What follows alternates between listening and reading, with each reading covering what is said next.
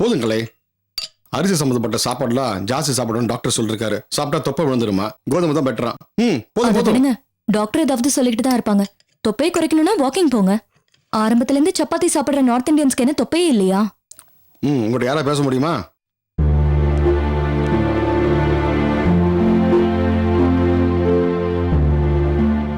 ராமகிருஷ்ணா. அம்மா வாங்கம்மா. வாங்கத்த, வந்து உட்காருங்க. வாங்கம்மா. இல்ல பரவாயில்ல, நான் வரும்போது சாப்பிட்டு தான் வந்தேன். இல்ல பரவாயில்ல, ஒரு வாய் சாப்பிட்டா என்ன, வந்து சாப்பிடுங்க. பரவாயில்ல. கலை, அம்மா ஏன் கம்பல் பண்ற? அவங்களுக்கு பஸ்ஸா சாப்பிட மாட்டாங்களா? சொல்லுங்கம்மா, என்ன விஷயம்? நீ முதல்ல சாப்பிட்டு முடி. தாச்சம்மா முடிச்சிடுமா, இதை வந்துடுறேன்.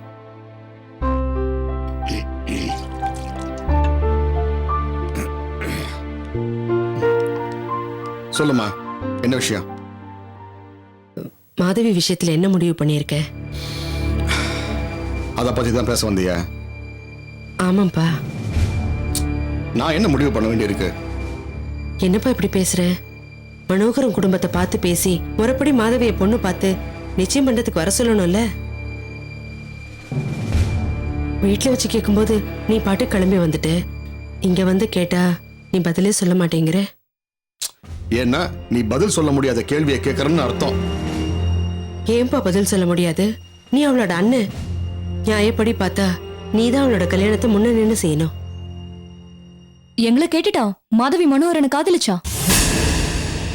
இல்ல, அவ காதலிக்கிறத கண்டிக்காம உறவு முறையெல்லாம் வச்சு அந்த குடும்பத்தோட நாங்க தான் பேசிட்டு இருந்தோமா? நீங்க தான் பேசிட்டு இருந்தீங்க.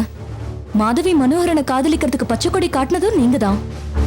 அந்த குடும்பத்துக்கு அவ அள்ளி அள்ளி கொடுக்கும்போது மாதவியோட நல்ல மனசுன்னு அதை புகழ்ந்ததும் நீங்க தான். இப்படி எல்லாத்தையும் நீங்க பண்ணிட்டு இப்ப அண்ணனா முறைப்படி எல்லாம் செய்யணும்னு சொல்றது என்ன நியாயம்? இது பாருங்க அத்தை, இவர் பாவம் இதையெல்லாம் எதுவும் கேட்க முடியாம மனசுக்குள்ளேயே அடக்கி வச்சுட்டு அமைதியா இருக்காரு. ஏண்டா பதில் சொல்ல மாட்டேங்கிறேன்னு அவரை நச்சரிக்கிறீங்களே. இப்ப நான் கேட்டதுக்கு உங்களால பதில் சொல்ல முடிஞ்சுதா? ஆனா நான் பதில் சொல்லட்டுமா? ஒரே ஒரு பதில். உங்களுக்கு பொண்ணை கண்டிச்சு வளர்க்க தெரியல. மாதவிய அவ இஷ்டத்துக்கு அலைய விட்டுருக்கீங்க. அதான் இப்ப நிச்சயம் பண்ணல ஆடுறா. நாம சொன்னப்போ அவ கேட்டாளா? ஒரு நிமிஷம் அத்தை, இப்படி எல்லாம் பேசுறாளேன்னு என்ன தப்பா நினைக்காதீங்க. நம்ம குடும்பத்துல நடக்கிறத வச்சும் மாதவி தான் இஷ்டத்துக்கு நடந்துக்கிறத வச்சும் தான் நான் இப்படி எல்லாம் சொல்றேன். இப்படி ஒரு தங்கச்சிக்காக எந்த அண்ணனாவது முன்ன வந்து நிப்பானா? அதுக்கு இல்ல, இவங்க அப்பாவும் மனோகர் வீட்டுக்கு போக மாட்டேங்கிறாரு, இவனும் போக மாட்டேங்கிறா. நான் ஒருத்தி என்னமா செய்ய முடியும்? ஒரு விஷயத்த நான் சொல்லட்டுமா? தலையை சுத்தி மூக்க தொடுறதுக்கு பதிலா நேரடியா விஷயத்துக்கு வர்றதுதான் இதுக்கு சரியான வழி. ஏற்கனவே காதலிச்சவங்க கண் துடைப்புக்காக நிச்சயதார்த்தம் வச்சு நம்மளையே செலவு பண்ண வைக்கணும். பேசாம கல்யாணத்தை பண்ணிக்க வேண்டியது தானே? இல்ல கலை, முரளியோட அக்கா ஈஸ்வரி கொஞ்சம் பிடிவாதமா இருக்காங்க. அவங்க பிடிவாதமா இருந்தா அதுக்காக நாம நிச்சயதார்த்தத்தை நடத்தி வைக்க முடியுமா? கொஞ்சமாவது யோசனை படி பாத்தீங்களா? ஏற்கனவே கவிதாவோட நிச்சயத்தை நடத்தி முடிக்கிறதுக்குள்ள மொழி பிதுங்கிடுச்சு. இப்போ மாதவிக்கு நிச்சயம். கவிதாவுக்கு கல்யாண தேதி குறிக்கிறதுன்னு ஆரம்பிச்சா ததிகிணத்தம் போட வேண்டியதுதான். இருந்தாலும் ஒரு பொண்ணு நிச்சயம் பண்ணிட்டு கல்யாணத்துல உட்கார வைக்கிறதானே நம்ம முறை. அதானே நம்ம வழக்கம். என்ன புரியாம பேசுறீங்க? இந்த வழக்கம் உங்க பையன் என்ன கல்யாணம் பண்ணிக்கும் போது எங்க போச்சு? லவ் பண்றோன்னு தெரிஞ்சதும் இவரை தண்ணி தெளிச்சு அனுப்பி விட்டீங்கல்ல. உங்க பையனுக்கு ஒரு நியாயம், உங்க பொண்ணுக்கு ஒரு நியாயமா? எனக்கு ஏதோ சொந்த பந்தம்லாம் இருந்ததுனால எங்க கல்யாணம் நல்லபடியா நடந்துச்சு. ஆனா மாதவி லவ் பண்ற மனோகரன் குடும்பம் எப்படி? அன்னாடம் காட்சிக்கும் கீழே தினமும் மாதவியை எதிர்பார்த்து வாழற குடும்பம். இப்படி வக்கத்து போன குடும்பத்து மாப்பிளைய கட்டிக்கிறதுக்கு வக்கனையா நிச்சயதார்த்தம் வேற பண்ணணுமா? பேசாம ஒரு மஞ்சு கைத்த கோயில்ல வச்சு மாதவி கழுத்துல கட்ட சொல்லுங்க. அது போதும் அவங்களுக்கு.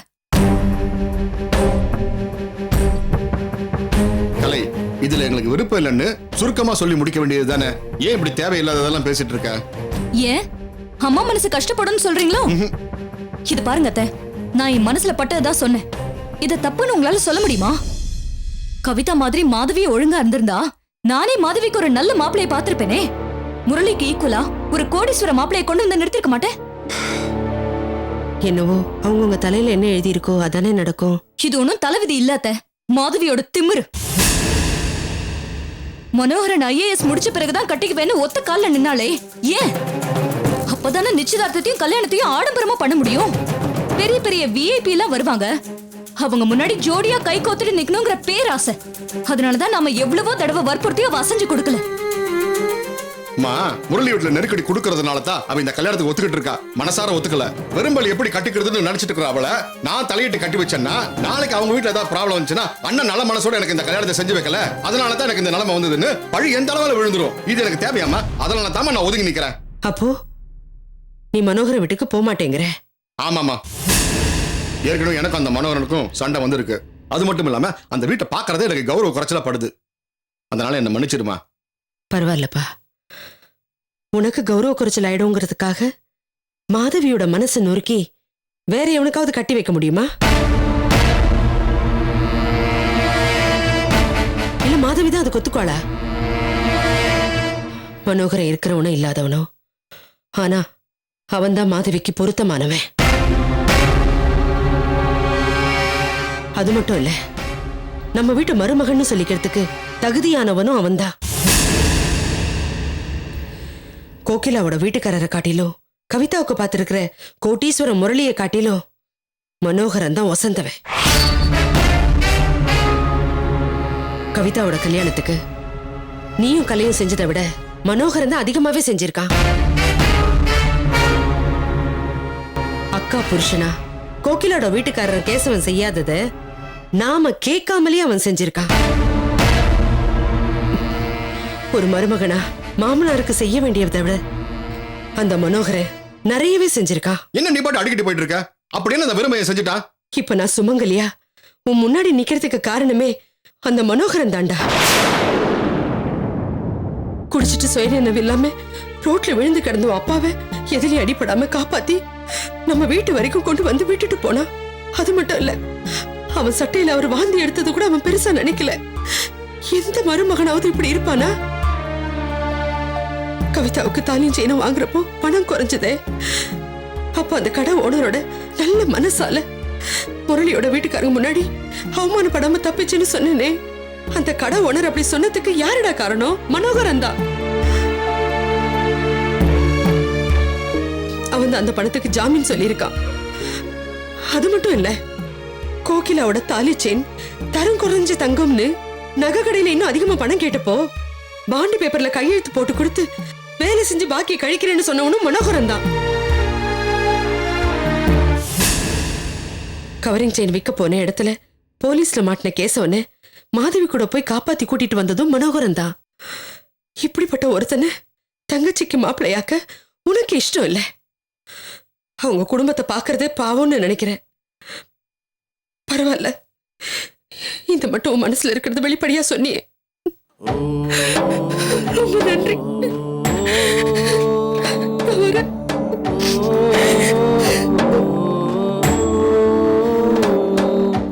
கலை, என்ன இருந்தாலும் இவ்வளவு கடுமையா நீ பேசியிருக்க கூடாது. அம்மா ரொம்பவே உடைஞ்சு போயிட்டாங்க. இல்லைன்னா இவ்வளவு பேசியிருக்கவே மாட்டாங்க. என்ன அப்படியே தாய் பாசத்துல உருகுறீங்க? மனோகரன் வசதினா சட்டுன்னு மாதவிக்கு கட்டி வச்சிட வேண்டியதானே? அதை விட்டுட்டு நிச்சயதார்த்தம் வைங்கன்னு ஏன் ஆடம்பரம் பண்ணணும்? அது ஏன் நீ ஆடம்பரம் நினைக்கிற? அவசியம் தானே. ஒருவேளை ஆடம்பரமா இருந்தாலும் நாம ஒண்ணும் செலவு பண்ண போறது இல்லையே. செலவழிக்க போறது இல்ல. ஆனா நிச்சயதார்த்தம் நடக்கும்போது நம்ம என்ன வெளியூருக்கு போய் ஓடி ஒளிவ முடியும்? பல்ல பல்ல காட்டிட்டு வரவங்களை வரவேற்கணும் தானே? கலை, அது எனக்கு விருப்பம் இல்லைன்னு தெளிவா சொல்லிட்டேனே. நீங்க சொல்லிட்டா அவங்க விட்டுடுவாங்களா? நம்ம கிட்ட இருந்து ஒரு பைசா கூட வராதுன்னு தெரிஞ்சும் உங்க அம்மா ஏன் இங்க வந்தாங்க? மக சபையில இருந்தா தானே கௌரவம் மரியாதை எல்லாமே. நீங்க அங்க இல்லைனா வரவங்க எல்லாம் அண்ணன்கார எங்கன்னு கேட்டு நார் அடிச்சிட மாட்டாங்க. அந்த கௌரவத்துக்கும் மரியாதைக்கும் தான் உங்களை இங்க வந்து கூப்பிட வந்தாங்க. புரியுதா? எனக்கு எதுவுமே புரியல. இப்ப நம்ம மாதவியோட நிச்சயத்துக்கு போறோமா இல்லையா? என்னமோ நாளைக்கே நிச்சயதார்த்தங்கிற மாதிரி பேசிட்டு இருக்கீங்க. அப்படியே நாளைக்கே நடந்தாலும் என்னால அங்க வந்து தலையாட்டி பொம்மை மாதிரி நிக்க முடியாது. அப்ப நீ என்னதான் செய்ய சொல்ற? நீ வராம நான் மட்டும் அங்க போய் நின்னா நீ எங்கன்னு என்கிட்ட கேட்க மாட்டாங்களா? அதுக்கு நான் என்ன பதில் சொல்றது? நீங்க பதில் சொல்லணுங்கிறதுக்காக என் மனசாட்சிக்கு விரோதமா நாங்க வரணுமா? ஐயோ கலை, ப்ளீஸ் என்ன கொஞ்சம் புரிஞ்சுக்க. கொஞ்சம் என் நிலைமையில நீ இருந்து பாரு. நான் அண்ணனா தலையை மட்டும் காட்டினா போதும் நினைக்கிற அம்மாவோட ஆசையை கட்டுப்படுறதா, இல்ல உன் பேச்சை கேட்டுட்டு எதுலயுமே தலையிடாம இருக்கிறதா? என் தலையே வெடிச்சிரும் போல இருக்கு. பொண்டாட்டி பேச்சு கேட்டு நடந்தா உங்களுக்கு தலை வெடிச்சிடுமோ? ஐயோ, அந்த அளவுக்கு டென்ஷனா இருக்குன்னு சொல்ல வந்த. டென்ஷனா? ஏன் பேச்சு கேட்டு நடந்தா உங்களுக்கு டென்ஷன் ஆகுமா? சொல்லுங்க, டென்ஷன் ஆகுதா? கலை, ஏன் இப்படி இமோஷனல் ஆற? ஏதோ வாய் தவறி சொல்லிட்டேன். எப்படி எப்படி வாய் தவறி சொல்வீங்க? உள்ள இருக்கிறது தானே வெளியே வரும். சொல்லுங்க, உங்களுக்கு நான் பண்றதெல்லாம் எரிச்சலா இருக்கா? என் பேச்சு கேட்டா பொண்டாட்டி தாசன் உங்களுக்கு கேவலமா பேசுவாங்களா? உள்ளுக்குள்ள உனக்கு என்ன பிறந்த வீட்டு பத்தி தானே நினைப்பு இருக்கு? உன்னை நம்பி கல்யாணம் பண்ணி உனக்கு ஒரு பிள்ளையை பெத்து கொடுத்த ஏன் நினைப்பு உனக்கு கொஞ்சம் கூட இல்ல? கலை, பதில் சொல்லு, பதில் சொல்லு. கலை கலை கலை கலை என்னாச்சு? கலை கலை என்னாச்சு? கலை கலை கலை என்னாச்சு? கலை கலை கலை என்னாச்சு? கலை என்ன?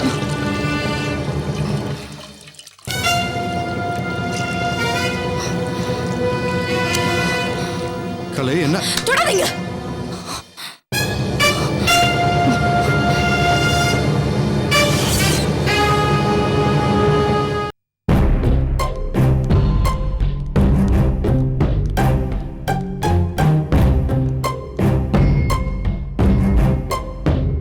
உங்க புள்ள வயித்துல உதைக்கிறாங்க. என்ன வேணுமா அவருக்கு? இந்த உலகத்தை பார்க்க அவனுக்கு ஆசையா இருக்கான். அதுக்கு தான் டாக்டரை பார்க்க வந்திருக்கோன்னு நம்ம பிள்ளைகிட்ட சொல்லு. சரிங்க.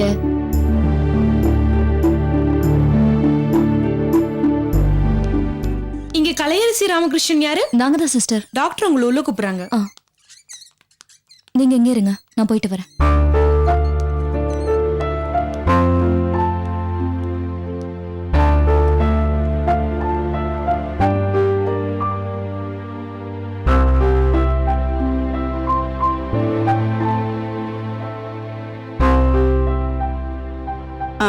இங்க பாருமா, உன்னோட டெஸ்ட் ரிப்போர்ட் பார்த்ததுல சந்தோஷமான விஷயம்தான். நீங்க கர்ப்பமா இருக்கீங்க. ஆமா, இது உங்களோட 2வது கர்ப்பம் தானே?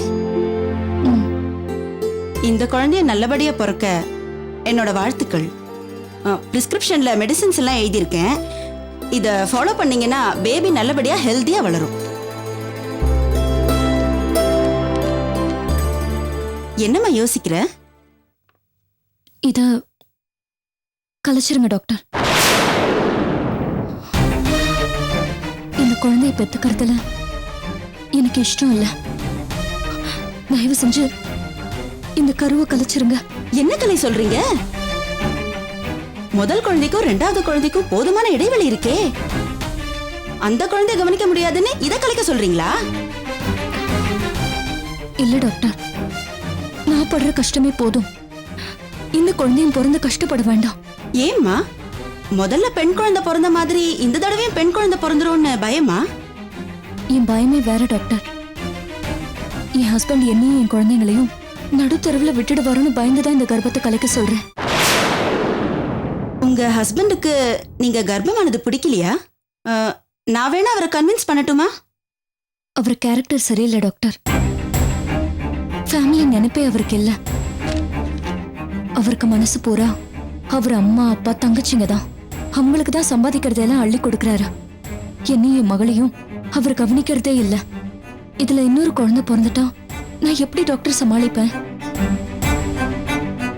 இப்பவே எங்க 2 பேருக்குள்ள டெய்லி சண்டை தான். இதுல இந்த குழந்தையும் வயித்துல பிறந்து கஷ்டப்படணுமா டாக்டர்? சோ அபார்ஷன் பண்ணிக்கிறதுல நீங்க உறுதியா இருக்கீங்க?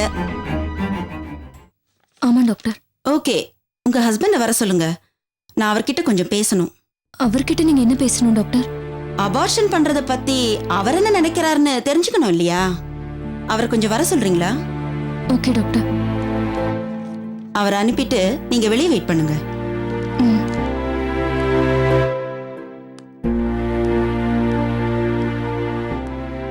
கலை, என்னாச்சு? டாக்டர் உங்ககிட்ட ஏதோ பேசணுமா? உள்ள வர சொன்னாங்க. ரிசல்ட் பாசிட்டிவ் தானே? கலை, இந்த தடவை என்ன மாதிரி ஒரு ஆம்பளை பிள்ளை பெத்துக்கிட்டு உனக்கு ஒரு கார் நான் ப்ரெசென்ட் பண்றேன். ம்? நான் டாக்டரை பார்த்துட்டு வந்துடுறேன். ம்?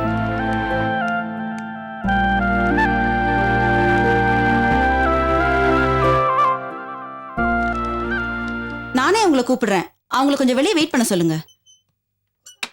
வாங்க மிஸ்டர் ராமகிருஷ்ணன், வணக்கம் டாக்டர். உட்காருங்க.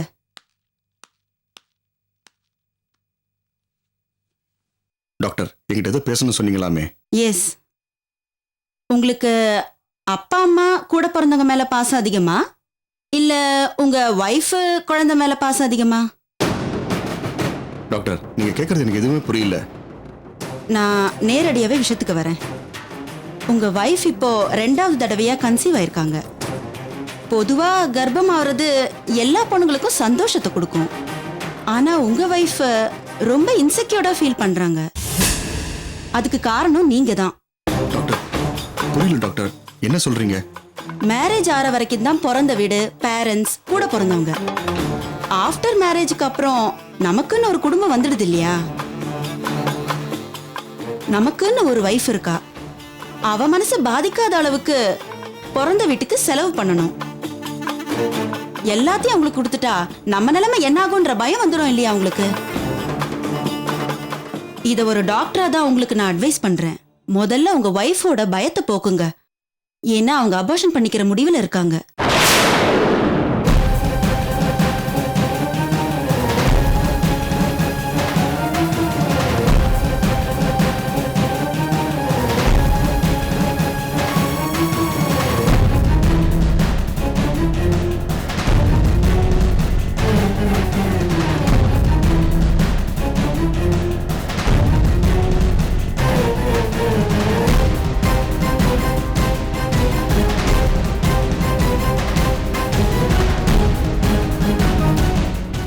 ஏண்டி கேசவனுக்கு என்ன புத்தி கிதி கெட்டு போச்சா? சும்மா நிறுத்தியா? உன் மருமவ நாம போட்ட தாலி செயினை அவ தங்கச்சிக்கு தாரவாத்திட்டு வந்து நிக்கிறா. இதை எப்படி